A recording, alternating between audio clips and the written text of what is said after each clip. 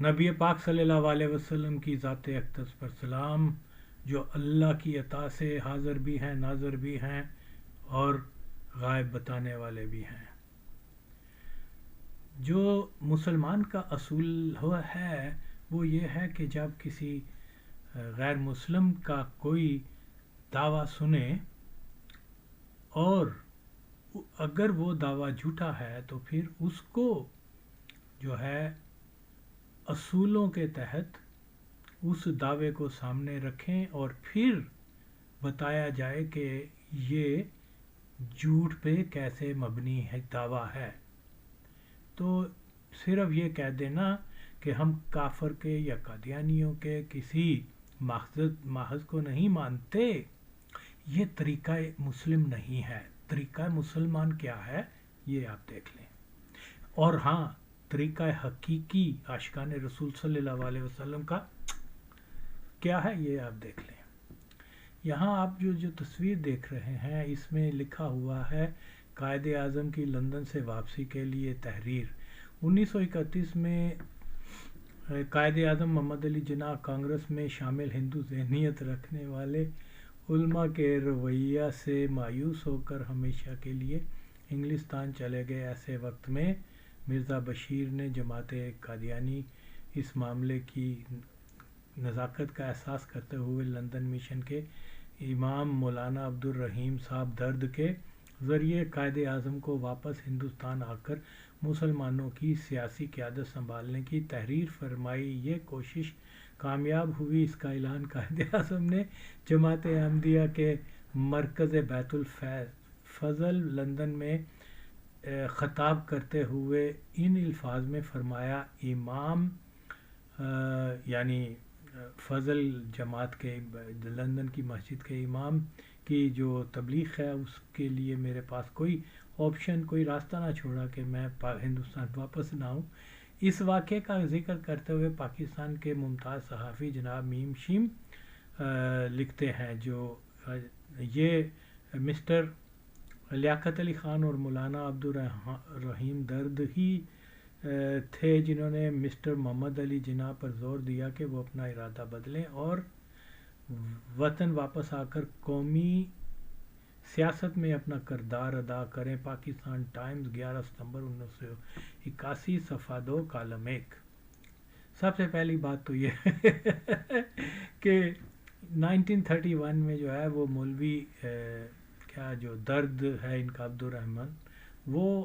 وہاں کا تھا ہی نہیں، کیا بولتے ہیں امام ہی نہیں تھا۔ یہ 2 بار وہاں امام رہا ہے مسجد قادیانی میں،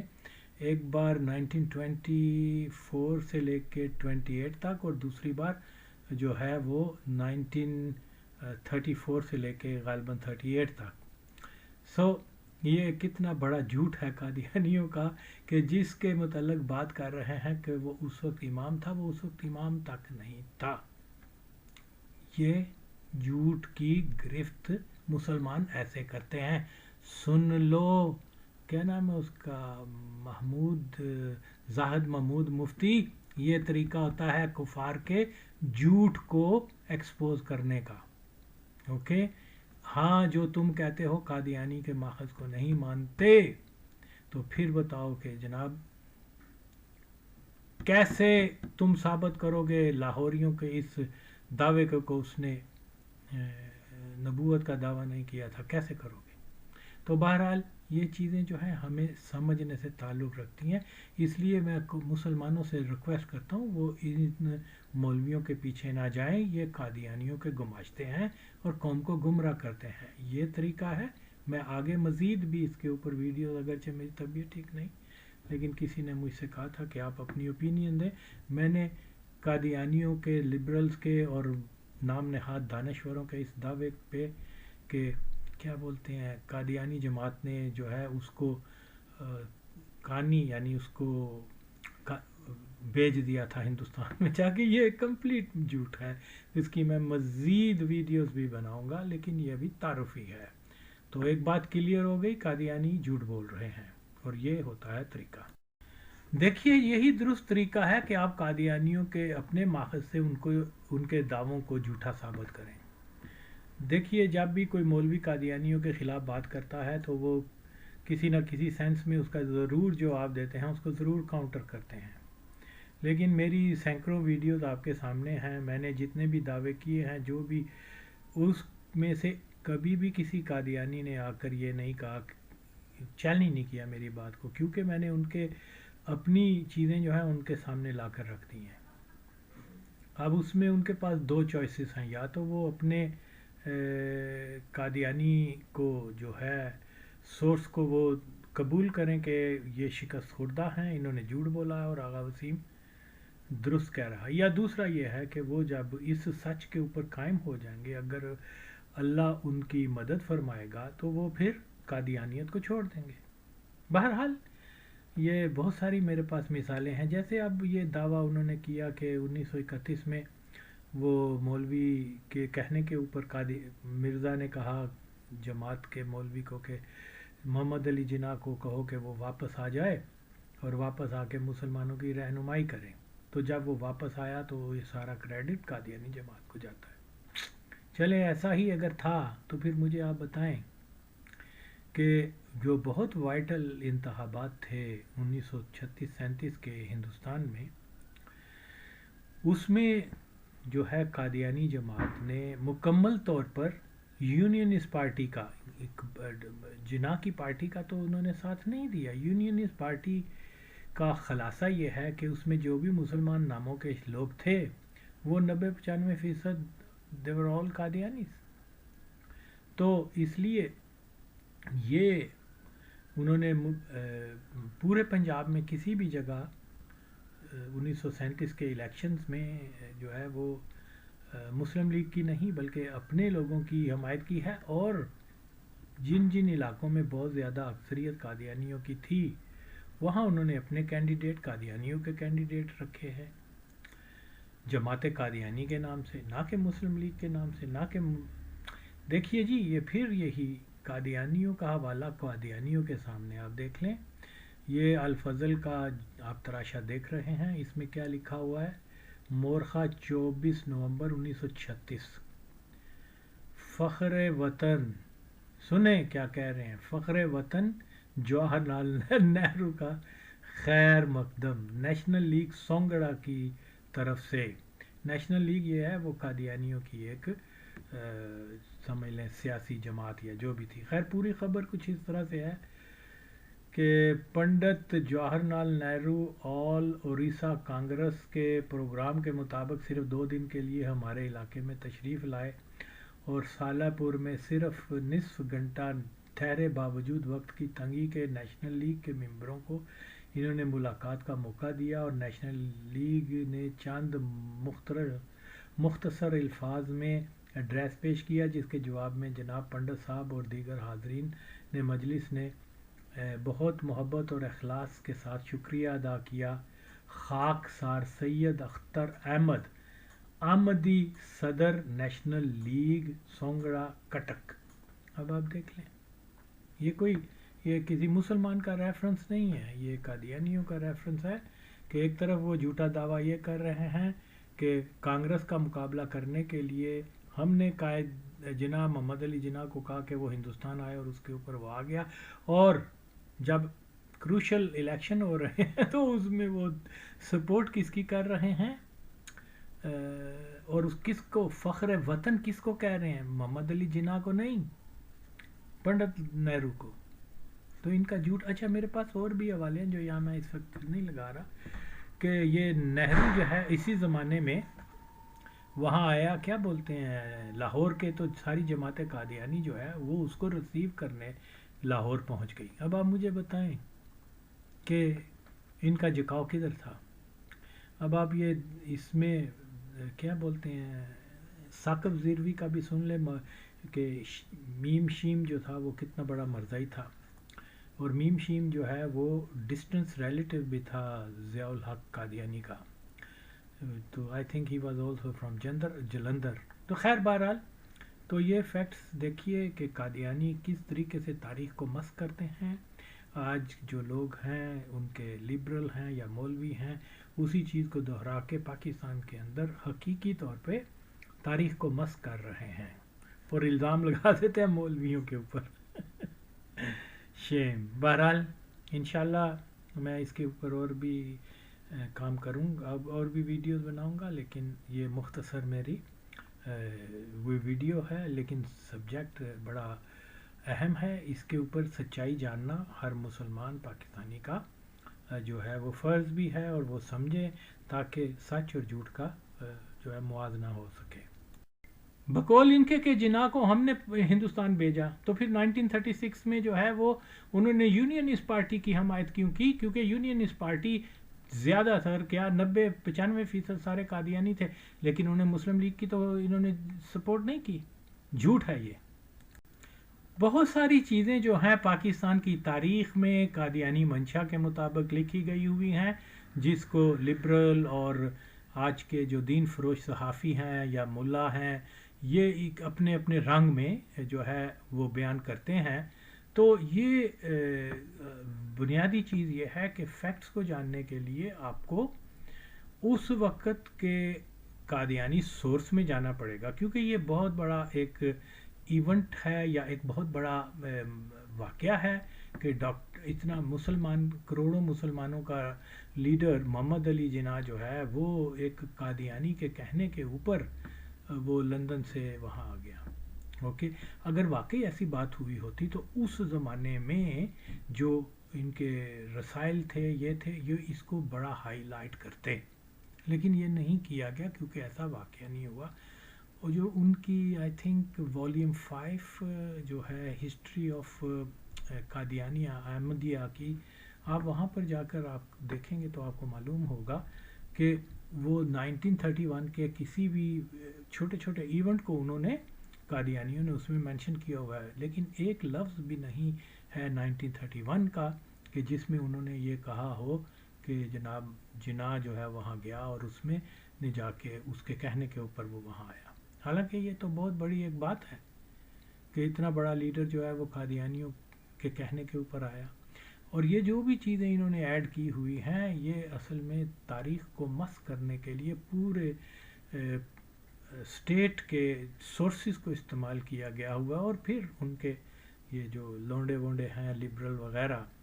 یہ آ کے تو جو منہ ونگا کر انگریزی بول اور یہ کر اور ایسی چیزوں کو حقیقت بتانے کی کوشش کرتے ہیں جن کا زمینی حقائق سے تعلق نہیں ہے، جن کا منطق سے تعلق نہیں ہے، جن کا کسی طور پر قبول جاہل آدمی تو کر سکتے ہیں، لیکن کوئی بھی سینسیبل ہوگا تو وہ ضرور اور ضرور کویشچن کرے گا ان سے. تو میں یہی کہتا ہوں 1931 میں اگر اس نے اس کو بھیجا کہ آؤ بھائی مسلمانوں کو لیڈ کرو، تو دوسری بات یہ ہے کہ جناح وہ بھی اسی زمانے میں وہیں تھا، کیا نام ہے، چودھری ظفر جو ایجوکیٹڈ بھی تھا، جو کہ سیاسی مسائل کو جانتا بھی تھا، جو لائر اور یہ سارا کچھ، اور اس کی بھی انگریزی اس کے ساتھ، تو وہ بجائے مولوی کو بھیجتے کہ اس کو کنونس کرو، چودھری ظفر کو کہتے ڈاکٹر اقبال کے پاس جا کے، ڈاکٹر کیا بولتے ہیں، جناح کے پاس جا کے تو اس کو لے کے آؤ. لہٰذا یہ مکمل ایک جھوٹ ہے، اور اس جھوٹ کو انشاءاللہ تعالی میں ہر دیگر ویڈیوز میں کمپریہنسولی ایکسپوز کروں گا، کیونکہ میں نے اس کے اوپر آلریڈی ورک کیا ہوا ہے. تو انشاءاللہ تعالی یہ بہت ساری چیزیں جو ہیں پاکستان کی تاریخ میں قادیانی منشا کے مطابق لکھی گئی ہوئی ہیں، جس کو لبرل اور آج کے جو دین فروش صحافی ہیں یا ملا ہیں، یہ ایک اپنے اپنے رنگ میں جو ہے وہ بیان کرتے ہیں. تو یہ بنیادی چیز یہ ہے کہ فیکٹس کو جاننے کے لیے آپ کو اس وقت کے قادیانی سورس میں جانا پڑے گا، کیونکہ یہ بہت بڑا ایک ایونٹ ہے یا ایک بہت بڑا واقعہ ہے کہ اتنا کروڑوں مسلمانوں کا لیڈر محمد علی جناح جو ہے وہ ایک قادیانی کے کہنے کے اوپر وہ لندن سے وہاں آ گیا. اوکے، اگر واقعی ایسی بات ہوئی ہوتی تو اس زمانے میں جو ان کے رسائل تھے یہ اس کو بڑا ہائی لائٹ کرتے، لیکن یہ نہیں کیا گیا کیونکہ ایسا واقعہ نہیں ہوا. اور جو ان کی آئی تھنک والیوم 5 جو ہے ہسٹری آف قادیانیہ احمدیہ کی، آپ وہاں پر جا کر آپ دیکھیں گے تو آپ کو معلوم ہوگا کہ وہ 1931 کے کسی بھی چھوٹے چھوٹے ایونٹ کو انہوں نے قادیانیوں نے اس میں مینشن کیا ہوا ہے، لیکن ایک لفظ بھی نہیں ہے 1931 کا کہ جس میں انہوں نے یہ کہا ہو کہ جناب جناح جو ہے وہاں گیا اور اس میں نے جا کے اس کے کہنے کے اوپر وہ وہاں آیا۔ حالانکہ یہ تو بہت بڑی ایک بات ہے کہ اتنا بڑا لیڈر جو ہے وہ قادیانیوں کے کہنے کے اوپر آیا۔ اور یہ جو بھی چیزیں انہوں نے ایڈ کی ہوئی ہیں یہ اصل میں تاریخ کو مسخ کرنے کے لیے پورے اسٹیٹ کے سورسز کو استعمال کیا گیا ہوا، اور پھر ان کے یہ جو لونڈے وونڈے ہیں لبرل وغیرہ، یہ آ کے تو جو منہ ونگا کر انگریزی بول اور یہ کر اور ایسی ایسی چیزوں کو حقیقت بتانے کی کوشش کرتے ہیں جن کا زمینی حقائق سے تعلق نہیں ہے، جن کا منطق سے تعلق نہیں ہے، جن کا کسی طور پر قبول جاہل آدمی تو کر سکتے ہیں، لیکن کوئی بھی سینسیبل ہوگا تو وہ ضرور اور ضرور کویشچن کرے گا ان سے۔ تو میں یہی کہتا ہوں 1931 میں اگر اس نے اس کو بھیجا کہ آؤ بھائی مسلمانوں کو لیڈ کرو، تو دوسری بات یہ ہے کہ جناح وہ بھی اسی زمانے میں وہیں تھا، کیا نام ہے، چودھری ظفر جو ایجوکیٹڈ بھی تھا، جو کہ سیاسی مسائل کو جانتا بھی تھا، جو لائر اور یہ سارا کچھ، اور اس کی بھی انگریزی اس کے ساتھ، تو وہ بجائے مولوی کو بھیجتے کہ اس کو کنونس کرو، چودھری ظفر کو کہتے ڈاکٹر اقبال کے پاس جا کے، نو ڈاکٹر کیا بولتے ہیں، جناح کے پاس جا کے تو اس کو لے کے آؤ۔ یہ لہٰذا یہ مکمل ایک جھوٹ ہے، اور اس جھوٹ کو انشاءاللہ تعالی میں ہر دیگر ویڈیوز میں کمپریہنسولی ایکسپوز کروں گا، کیونکہ میں نے اس کے اوپر آلریڈی ورک کیا ہوا ہے۔ تو انشاءاللہ تعالی یہ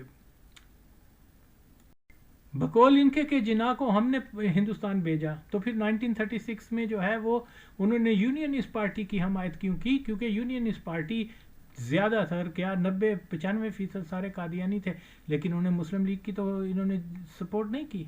جھوٹ ہے یہ۔ دیکھیے جی، یہ ان کے اپنے ہی الفضل سے بھی ثابت ہوتا ہے، اور میرے پاس بہت ساری کٹنگ ہے اس کی، ایک نہیں وقت ملے گا وہ میں لگاتا رہوں گا، کہ وہ فخر وطن